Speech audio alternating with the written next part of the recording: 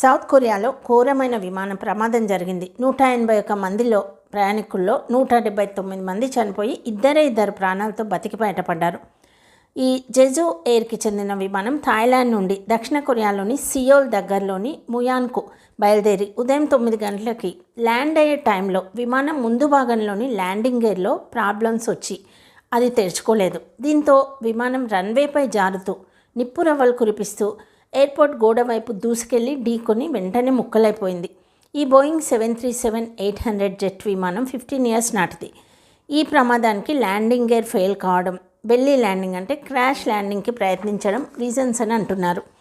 ప్లేన్ని pilot 1 number రన్వేపై land చేయాలనుకునేటప్పుడు అక్కడ పక్షులు ఉన్నాయని 19 నెంబర్ రన్వేపై ల్యాండ్ చేయాలని ముందే హెచ్చరించారు. కాబట్టి అలాగే ల్యాండ్ చేయాలని చూస్తున్నప్పుడు నావిగేషన్ సిస్టమ్ పనిచేయలేదు.